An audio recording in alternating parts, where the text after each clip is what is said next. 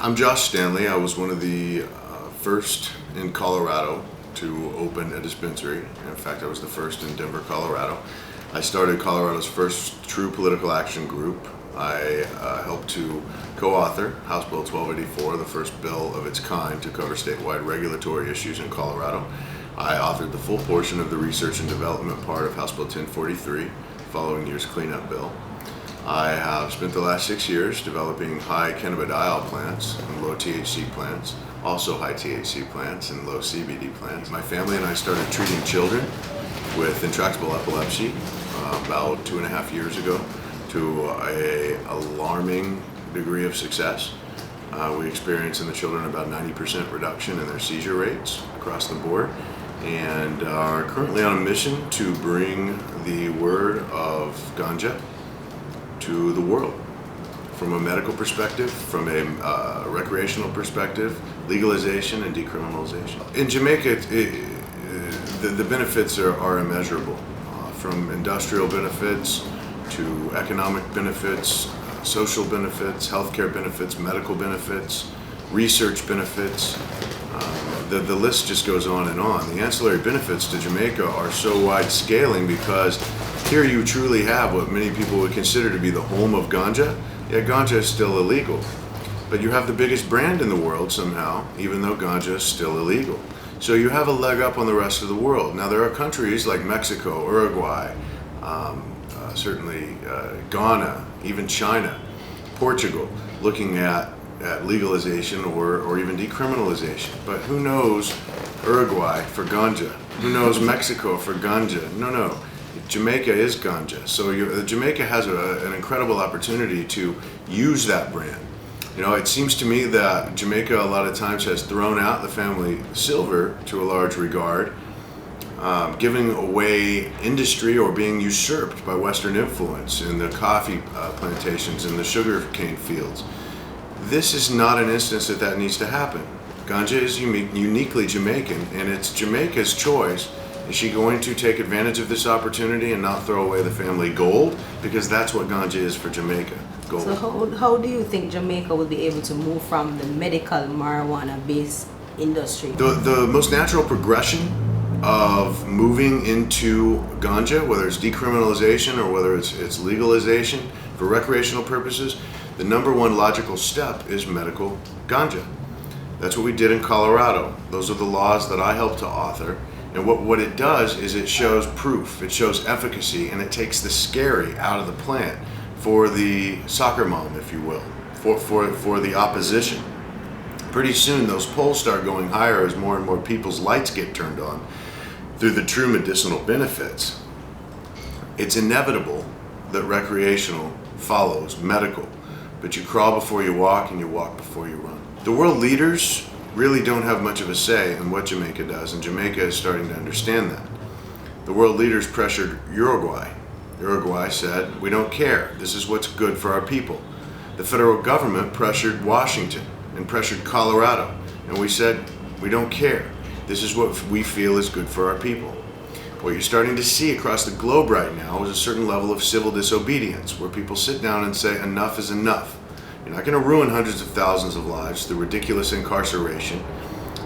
You're not going to ban what a parent can or can't give to their children. This genie's out of the bottle, and there's no way you're going to put it back in. It's Jamaica's choice as to which direction they want to go, and it's about time Jamaica stands on their own, gets out from under the IMF. The export possibilities for Jamaica are endless.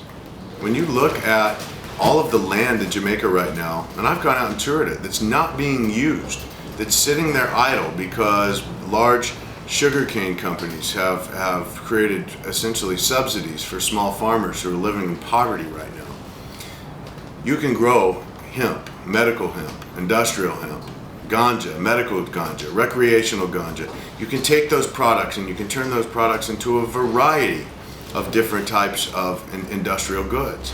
Whether they're industrial, whether they're medical, whether they're pharmaceutical, whether they're nutraceutical, whether they're just raw flower product. The export potential that Jamaica stands on is something that, no joke, can revive the nation, but it should revive it from the inside out. You see, in Colorado, when we legalized Who are the farmers? We're not talking about farming tomatoes here. No, on the contrary, farming ganja is a whole different category.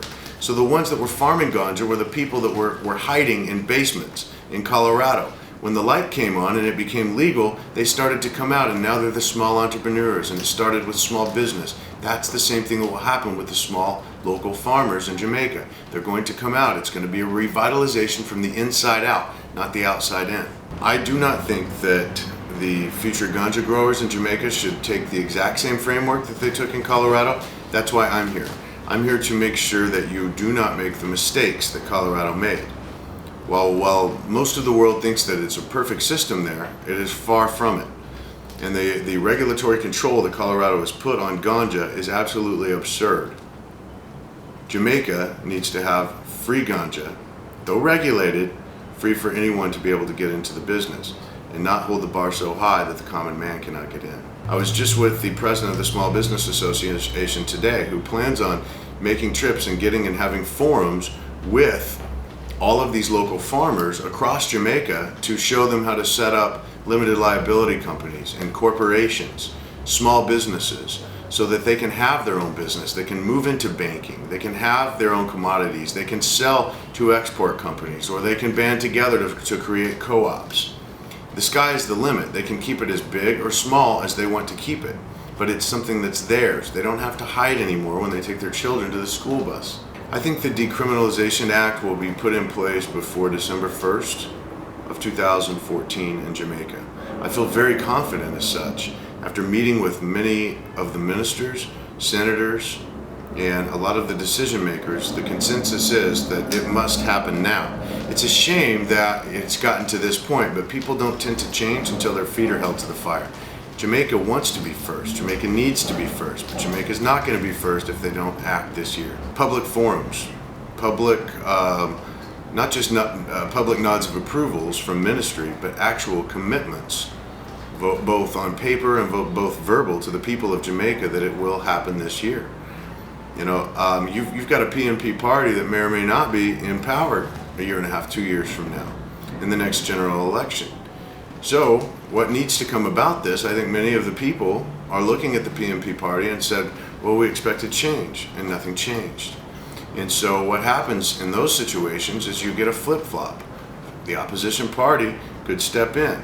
The party in power doesn't want that. They need to make radical change right now. I think the Minister and Ministry of Tourism and Agriculture are going to jump on board.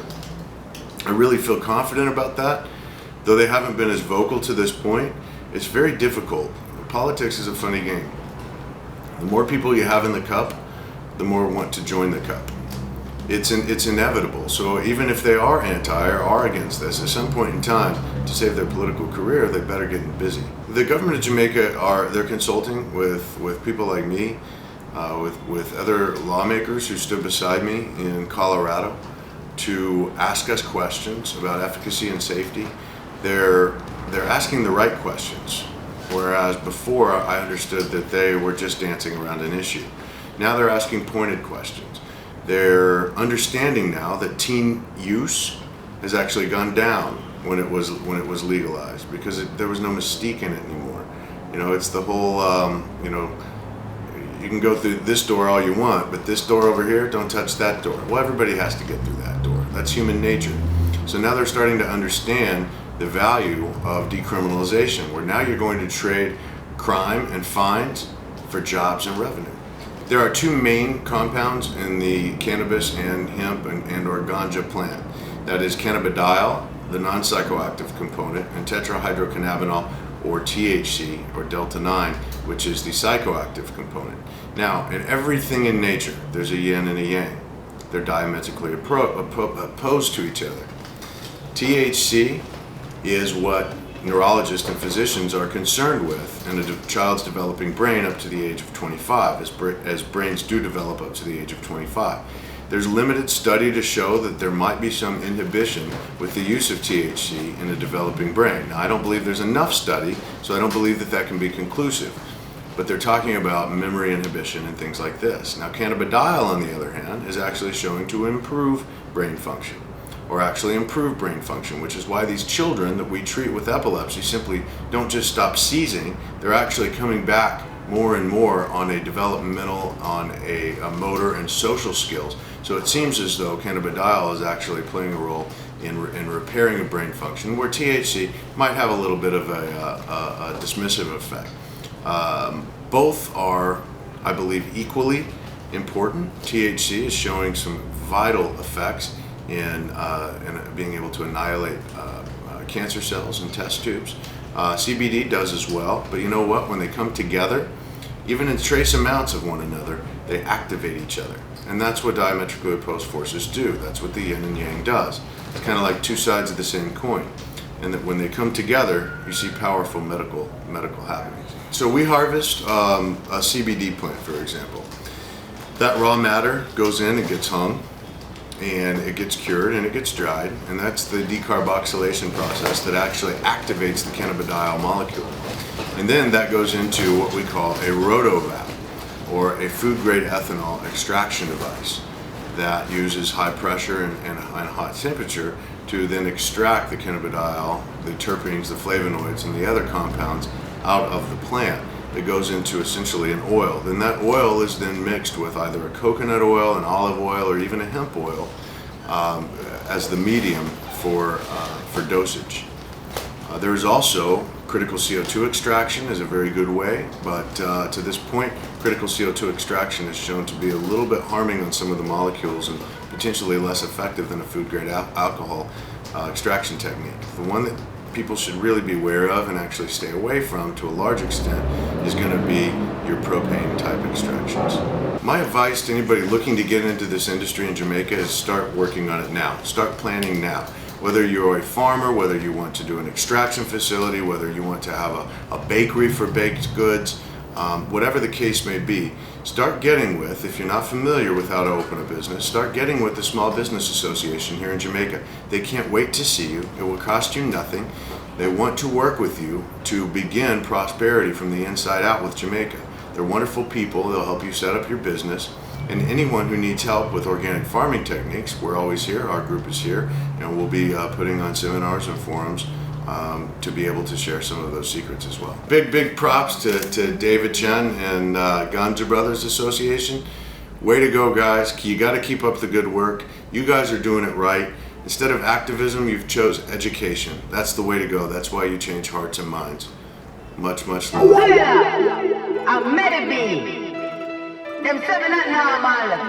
I don't want to be conform to which society.